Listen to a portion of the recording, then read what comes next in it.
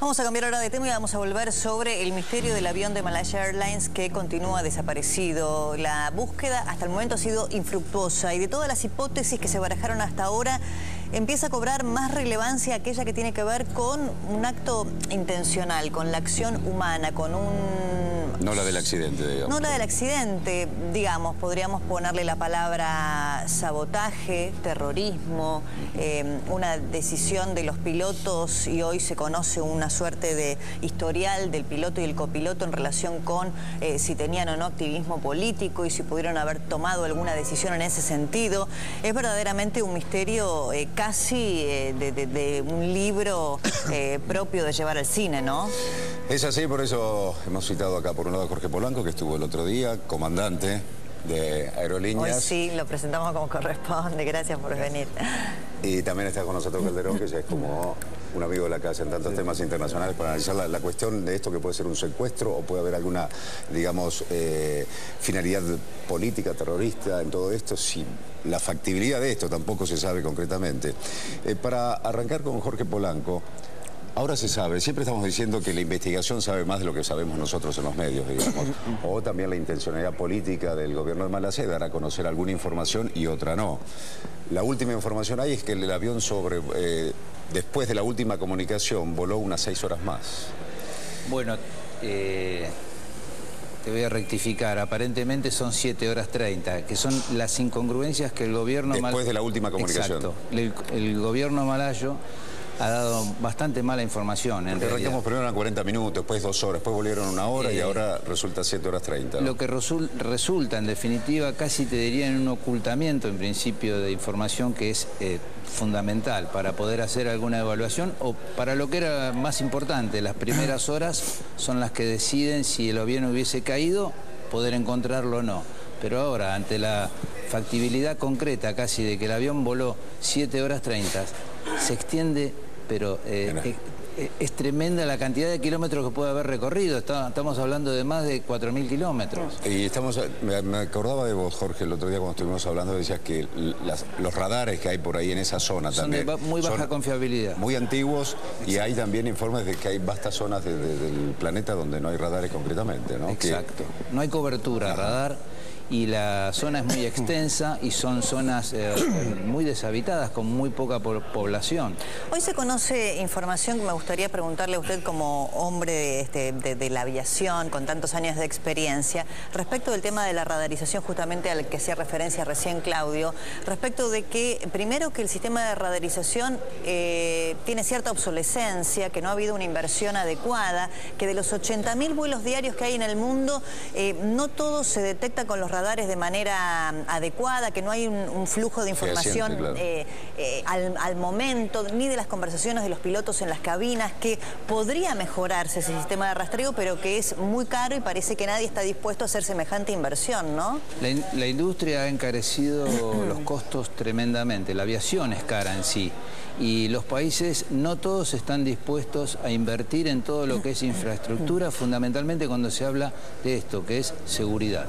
Ahí estamos viendo imágenes, las últimas imágenes de los pilotos cuando están cruzando. Jorge, vos sabrás, te revisan como cualquier pasajero, digamos. Estos son ¿no? los chequeos que se hacen, son habituales y así deben ser, precisamente porque, como hablábamos, pensando de que también se puede haber relajado en un país como Malaysia todas las reglas de seguridad, así como vemos que a los pilotos los revisan así como a todos los pasajeros, no sabemos qué es lo que pudieran haber puesto siempre, como decimos, a bordo del avión, si realmente la carga que se embarcó es la que dice o la que corresponde en los manifiestos, como tampoco sabemos, o no sabíamos hasta ahora, a 8 días, que realmente el avión tenía, como dijo el primer ministro, más de 8 horas de combustible. O sea, esa era una información que había que disponer en la primera hora después de declararlo en emergencia. Bueno, ahora le queremos preguntar sobre este tema, que parece que volaron más bajo. Ahora usted con su experiencia nos va a decir cómo, para no ser detectado por los radares, y que esa zona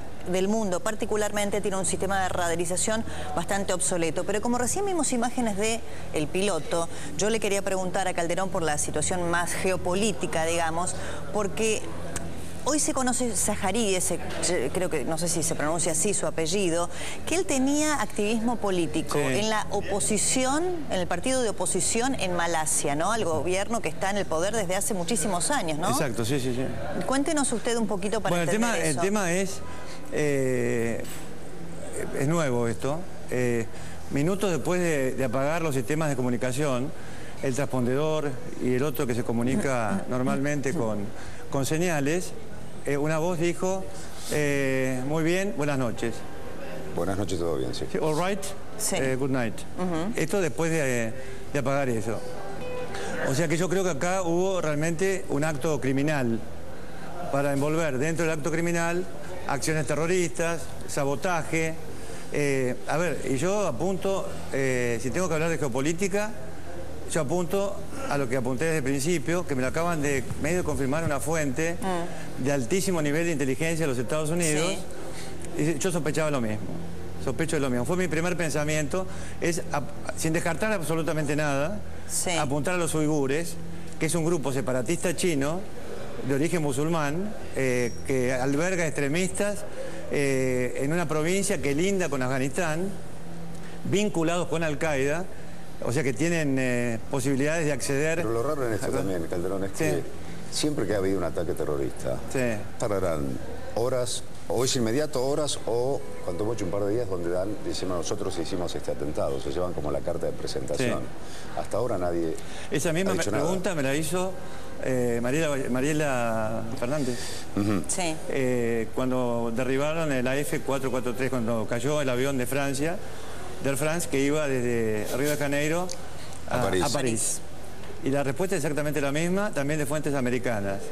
Siempre Estados Unidos, aunque no lo diga porque sería un caos mundial, obviamente, piensa que cuando ocurre una catástrofe como esta y no hay reivindicación es porque están ensayando una nueva táctica que, de ser exitosa, puede ser reproducida en vuelos simultáneos de diferentes líneas. Calderón, yo le quería preguntar por este otro aspecto, porque lo que usted recién decía o explicaba tiene que ver con la posibilidad de algún atentado terrorista y entiendo yo vinculado con alguien que estaba en el pasaje.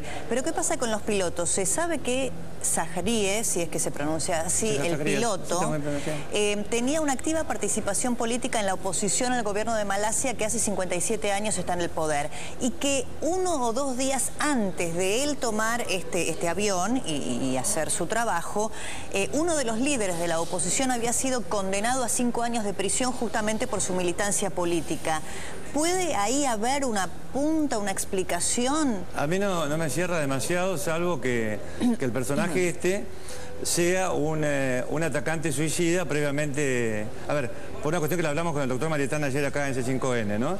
Yo le pregunté específicamente, un piloto... pasa chequeo, por ejemplo, y normalmente o teóricamente los descubre si tienen algún tipo de desequilibrio psiquiátrico, trastorno. Entonces yo le pregunté, en el caso de un atacante suicida que está convencido de lo que va a hacer, como puede ser, por ejemplo, derribar un avión, sea piloto o cualquier otra cosa, ¿se lo puede detectar? No, dice el doctor Marietán. Bueno, porque es algo ajeno a su... Yo quiero poner un punto relevante en un momento de lo que estaba recién comentando. En la última comunicación que hace el avión, precisamente cuando supuestamente es el primer oficial el que la hace, dice buenas noches, todo bien, pero es cuando se despide del control. A partir de ahí, en algún momento, a los minutos, 30 segundos, minuto y medio, es cuando recién se apaga el transponder y ahí comienza. No es que él anunciaba como que a partir de ahí. Claro. Era todo como natural. Yo creo que... Estaba en el límite, digamos, que se desprendía del se iba en el control aéreo y cuando se cambia de un control aéreo al otro, obviamente saludamos normalmente a los controladores que nos están atendiendo y eso fue como diciendo, está todo bien, buenas noches, está todo bien. Y inmediatamente, antes de pasar al control que debía comunicarse rápidamente, desapareció. Cortaron y estaría prácticamente dentro de lo que podemos llamar una planificación de algo, que a partir de ahí es donde comienza todo el resto de esta historia. Hay un tercer sospechoso que no está en este momento en los radares, como digo yo, que es un ingeniero especializado en vuelo. ¿Que era parte del pasaje? Que era parte de la tripulación. Del pasaje. Del pasaje. Pero acá lo concreto es, y la pregunta del millón, ¿dónde está el avión?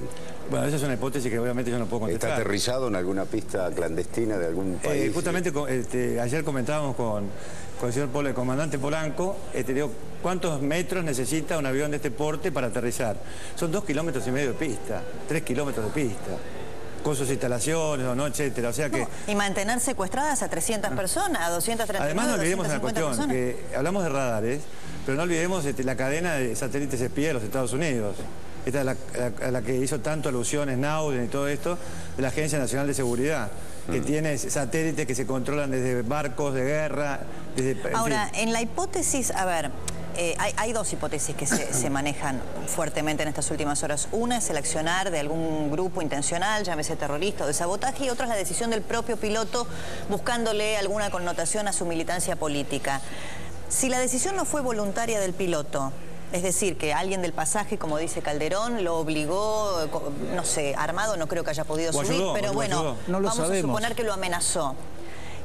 El piloto no tiene ninguna manera de advertir si alguien lo está obligando a bajar la altura para evitar los radares, a desviar el vuelo hacia otro sitio. No tiene ninguna manera el piloto de, como usted nos contaba, algún botón cercano de dar una señal. Y si lo hubiese querido hacer, lo podría haber hecho. Entonces ahí sí uno se inclina más por pensar que fue el propio piloto el que tomó todas las decisiones. Eso es parte de la suposición a partir de ese último contacto, como también no sabemos efectivamente, como decíamos hoy, voy a insistir sobre un tema que es fundamental.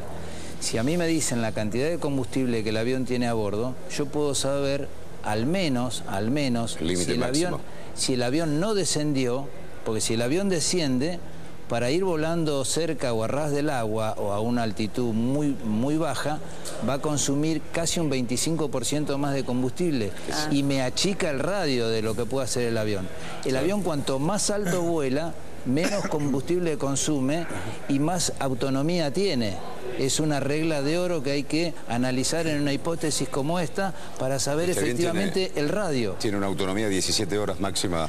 El avión tiene casi condiciones 17, normales. Por eso es EX, Extended Range, o sea, rango extendido. Es un avión para volar hasta casi 16 horas 30, casi 17, y eso te da casi medio globo para volar.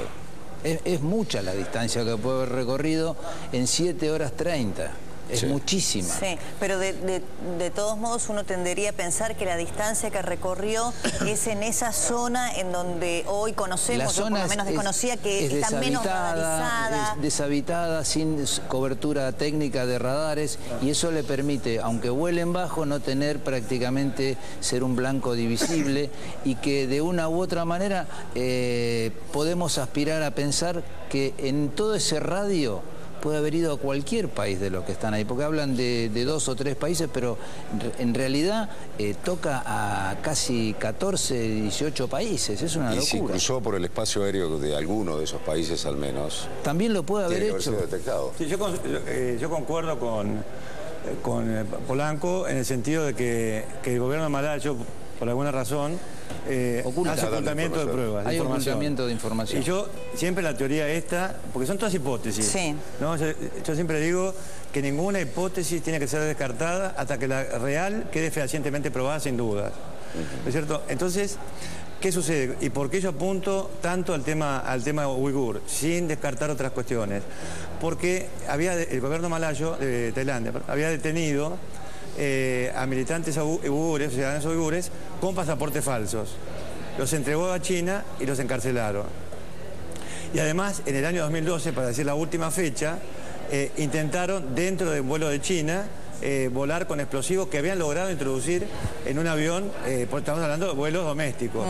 Y una mujer intentó lo mismo, entró con latas, fíjense, con latas de gaseosa, de bebidas espumantes, que contenían combustible, en lugar de, por ejemplo, de una bebida cola. Sí. Llevó eso al baño, abrió las latas, echó las latas sobre donde están las toallas de papel, las encendió, le prendió fuego, y enseguida el disparador, por el tema del humo del cigarrillo, bueno, dio la alarma, Entonces los comisarios a bordo, los comisarios de defensa, no los que sirven en el café, la redujeron y pudieron apagar el foco. Entonces son demasiados indicios. Yo no descarto nada. Tampoco lo de Sajería, como usted acaba de mencionar. Tampoco descarto, pero el tema del suicidio premeditado de una persona que no es a lo mejor un activista religioso. Sí, ahora, esa es una que sea zona... de la oposición no indica tampoco que sea un suicida, ¿no? Del avión. Claro, pero vamos a suponer que el plan falló, que el intento era secuestrar y desviar el avión y que el plan falló. Esa es una zona montañosa porque estamos hablando de Uzbekistán, Turkmenistán, Kazajistán. Digamos, pensando, no sé, en la tragedia de los Andes, por ejemplo, que la búsqueda se detuvo y si no hubiese sido por Páez Vilaró que buscaba a su hijo, no se hubiese continuado con la búsqueda. Eran otros sistemas también de búsqueda, ¿no? Tenemos tecnológicos, digamos. El caso no resuelto, que a lo mejor usted ni había nacido, hace 40 años, más o menos, el avión con todos los egresados de la Escuela de Aviación Militar de la Fuerza Aérea Argentina, que desapareció y nunca se los encontró. En la selva fue eso, ¿no? Ya se sabe. Tango Charlie 48. Exactamente. Yo le pregunto por la zona, a lo mejor si usted conoce esa ruta. Ahora, si falló el plan, ¿pudo haber caído en esa zona montañosa? O sea, la idea era desviar el avión y... Ahora dicen que voló 7 horas y media. Yo parto de acá de este aeropuerto, de Kuala Lumpur. 1 hora y media, 2, que se detectó el... 40 minutos voló. 40 minutos. En la ruta original, planificada y radarizada. Yo digo, el gobierno dice ahora voló 6 horas o 7 horas más. Eso me da la pauta. Dice, ¿cómo sabe? O sea, si lo detectó a las 7 horas en algún lugar, ahí marca la trayectoria que tuvo ese avión. Pero eso ¿No? ellos lo dan a conocer. Entonces vemos si estamos en el mar o si está en la tierra. 5 o 6 días después, pero no lo confirman ni hay evidencias de trazo radar grabadas o donde puedan comprobarse fehacientemente que es así. ¿Y de dónde surge esa información? ¿De los motores de la Boeing? De la misma Fuerza Aérea malaya. Porque hablaban de los motores que tenían esos transmisores, ¿no? No hay... Que aparentemente se habría triangulado a través de una sigla, que son siglas larguísimas, que uno a veces Sí, pero él dice que esa compañía no tenía ese servicio porque hay que pagar. Claro, pero hoy esta información de último, ayer será 2 horas, 3 horas, ¿no? Yo estuve analizando la noche. Si usted como comandante, ¿no? En una hipótesis de secuestro, hay alguien en el pasaje, como dice Calderón, argumentando de estos vínculos con Al-Qaeda, de un ingeniero... En vuelo, es decir... Porque es alguien evidentemente que sabía, o lo obliga a usted a cambiar de ruta, o se sienta él al mando, en fin. Si a usted lo obligan a desviar la ruta y está en esa zona del mundo, digamos, si a lo mejor el plan era aterrizar en X país, ¿no? Que tenemos un radio enorme de Turkmenistán, Kazajstán. Todos lo están. Puede haber fallado el plan y el piloto en esa situación de zozobra, es una zona montañosa, digo, pudo haber tenido un accidente. Puede haber habido errores si lo tomamos desde ese punto de vista, pero también existe la posibilidad de que la misma tripulación haya estado de acuerdo con pasajeros para después hacer una acción conjunta. Sí. O sea, como dice el amigo, no podemos descartar ninguna hipótesis. Lo que está claro es que no hay restos del avión, no se encuentran restos del avión. Hoy, con más de 70 satélites militares circundando el mundo, no podemos dar un paradero cierto, no hay nadie que se lo haya adjudicado y, como decimos en la industria, no hay cadáver, no podemos dar veredicto. Claro. No podemos decir. Además pudo haber pasado lo que decías, que se haya desintegrado y que hayan quedado partículas pequeñas del avión prácticamente indetectables. Y esa es una posibilidad también. Que haya desaparecido todo el avión, digamos, en el fondo de algún lado, pero si estuviera sobre la superficie sería más fácil detectarlo hoy, con la información que puede haber satelital. Yo creo, si puedo agregar algo, poniéndome, si es que uno puede, en la mente de alguien que planifica esto, si quiere causar terror, porque realmente no encontrar un aparato, que la gente empieza a hablar si fueron alienígenos, el Triángulo de las Bermudas, estos disparates que aparecen. Sí. Yo me pregunto, si el fin es ese, si el objetivo es ese, ¿por qué no dirigirse a algún lugar del Océano Índico que tiene aguas profundas y fondear el avión en un lugar donde nunca lo puedan encontrar o que sea más difícil? Porque no es el mar de China, por ejemplo, donde hay aguas bajas que los satélites los detectan, ¿no? Entonces yo vuelvo al principio de lo que conversamos acá en el año 2009 con el AF443. Y no lo digo yo, lo dicen expertos americanos. Ellos tienen, pero permanentemente, ese temor de los ataques simultáneos. Y tienen temor a que hay un experto en todo esto que está en Yemen, que hace tiempo que lo quieren matar, que inventa dispositivos explosivos, tácticas de terrorista y todo esto, que puedan estar ensayando algo y que si eso es exitoso, si tiene éxito, aplicarlo después, pero de manera múltiple. Lo cual hizo a mí en el tema de... puede encontrar un piloto, 2 pilotos, 3 pilotos, a lo mejor con esas características, y ser un voluntario suicida, ¿no? Pero no en forma masiva. Pero no en forma masiva. Y aparte, por ejemplo, el otro día hubo una alerta de la Agencia de Seguridad de Aviación de los Estados Unidos prohibiendo, entre otras cosas, que subieran al avión tubos con pasta dentífrica. Bueno, en ese sentido, esto estaba pensando, ¿no? Y también se lo sumo a Polanco en la reflexión. Del 11 de septiembre para acá nos han sometido a los ciudadanos del mundo a prácticamente situaciones humillantes y vejatorias para tomar un vuelo en cualquier sitio del mundo, especialmente en los Estados Unidos.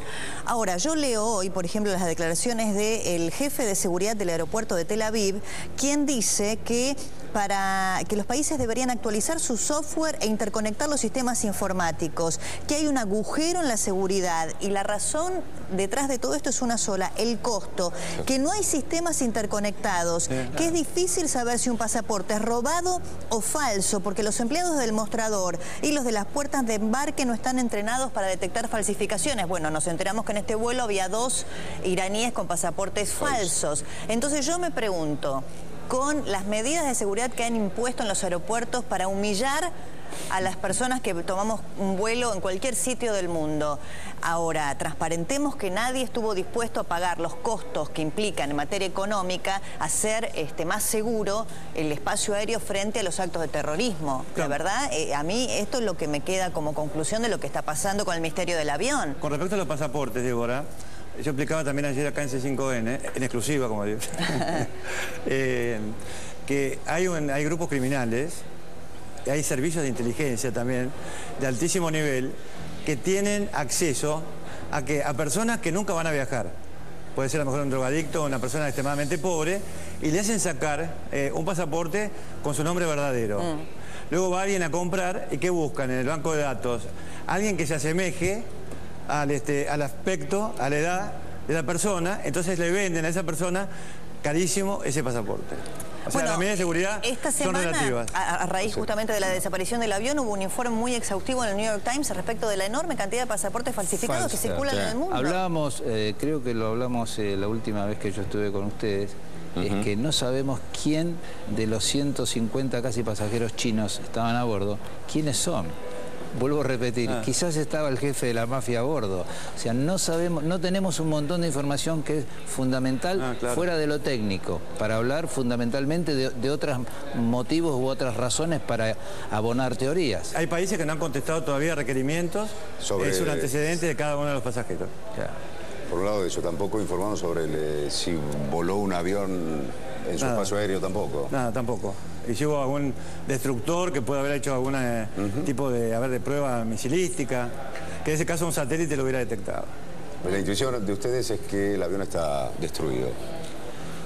Yo no descarto nada. Podemos decir que sí, pero no es algo que podamos confirmar, porque en realidad lo único que se va confirmando de a poquito es que el avión, después de haber perdido su contacto oficial, tenía la posibilidad de volar hasta 7 horas 30. En 7 horas 30 pueden suceder muchísimas cosas. Puede haber sobrevolado muchísimos territorios diferentes y podría haber tenido muchas cosas. Ahora, un avión, ¿cuánto es el vuelo? ¿Cuánto dura el vuelo de Kuala Lumpur a Beijing? Eran 6 horas. 6 horas. ¿Se carga combustible solamente para lo que se necesita de ese vuelo o siempre van a tanque lleno, por decirlo? No. Se carga combustible para ir de punto a punto, más una alternativa, más 45 minutos de reserva. O sea, si yo tengo que ir de esta ciudad a esta ciudad, cargo tantas horas, 4 horas de combustible. Y si la alternativa la tengo 1 hora, le pongo 1 hora más de combustible. Y además de esa hora de combustible, le pongo 45 minutos más o un poquito más, como digo yo, depende la meteorología en ruta. Claro.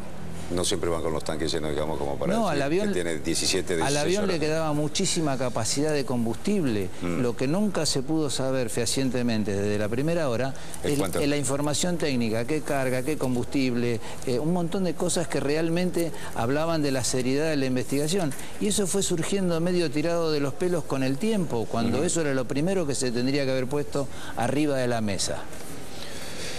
Bien. Bueno, es un verdadero misterio realmente, no hay que descartar nada. Todas Yo apunto las a lo criminal. Sí, hoy Pero no hay que pareciera que esta es la hipótesis que tiene más fuerza. No ponerle tragedia. nombre de terrorismo, pero sí de un acto voluntario por parte de alguien que estaba en el avión. Está a la mano del hombre, no lo sabemos si solamente pueden ser los pilotos o alguien que los acompañó en esto. Organizado, ¿no? Por ahí quizás estaba organizado, puede ser que los hayan tomado a ellos.